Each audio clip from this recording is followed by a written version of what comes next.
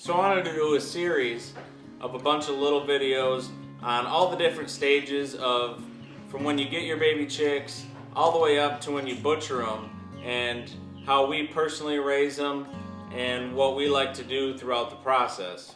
So I've been getting a lot of emails on how we raise our American Bresse chicks.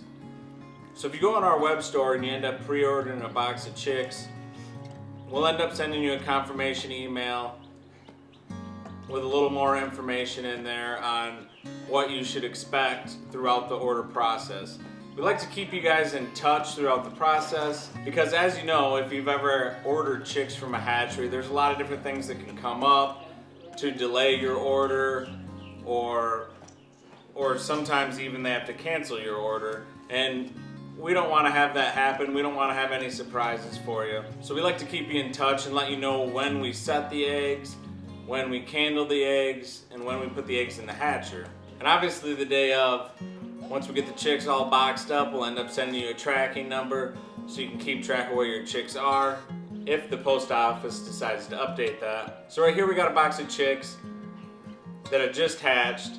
There's 28 chicks in here. We like to send you guys a couple extra just in case something happens to one. Just in case something happens to one during shipment. We've had really good luck so far though. So let's open this box up and get these chicks. Easy. See 'em? So let's go ahead and put these chicks in what I think is a good brooder to start them out in, and tell you a little bit more about how I like to start them. You ready? All right, what do you think, Asa?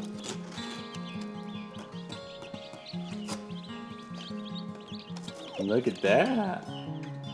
They look good, don't they? Yeah. You want to put them in the brooder?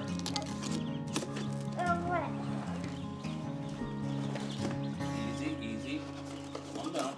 So right here is what I prefer to start them out in for the first couple days. We got a 12 by 12 heat plate. This is just your mason jar on top of your typical little chick feeder from the farm store. Same thing here with the water. I find the less room you give them the first few days, the better off they do. It's easy for them to find the food and water. They're never that far away from the heat. It seems to work out really good for the first 3 days. Sometimes you can get up to a week, but this gets real small for week-old chicks. We can start putting some in. You want to start putting some in? So the number one thing your chicks are going to want when you first get them is heat. Number two is water. So we're going to dip their beak in the water there so they know where that's at. And I like to put a couple of them under the heat plate. You want to check it out? Oops.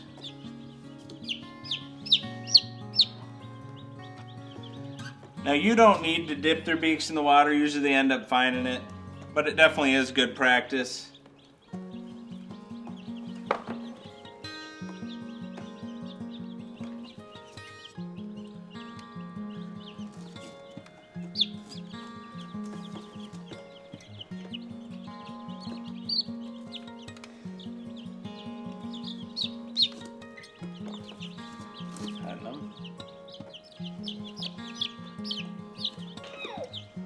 Now these heat plates are really nice, especially if you're going to do something like this where we have them in the house for the first couple days.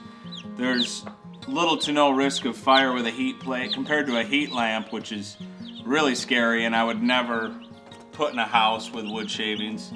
And when you got little kids, a heat lamp, they can easily get burnt on, but this stays pretty cool to the touch, and even on the underside is not that hot.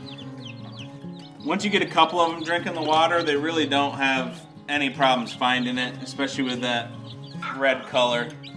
So I don't worry too much about getting all their beaks dipped in. I need to run to the barn yet and get some food for their feeder, but honestly, feed is the least important to them right now. You definitely want to get it to them as soon as you can. But I like to start them out on a starter crumble, just a meat bird starter crumble. Some people like to put honey and other things in the water to give them a good start. I never do. I'm sure it's a good idea and I'm sure it helps, but I've just never found the need to do it myself. In my opinion, you don't really need to get any medicated feed in the start. They seem to do really good. They seem to do real good on just some normal meat bird crumbles. And I don't usually have any issues with it. Maybe you need some medicated feed. What do you think? Yeah. You ready to go to bed? Now for this heat plate, you can get a plastic top that's domed so they can't stand on it and poop, which I would highly suggest. They were sold out of them when I bought this, but they do make a mess out of that in a hurry.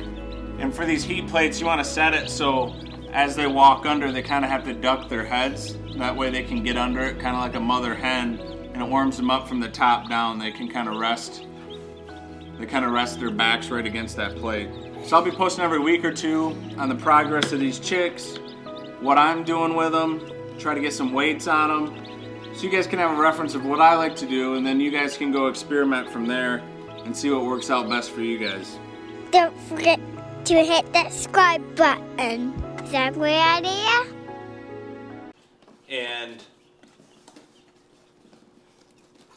Asa, or Everett, stop.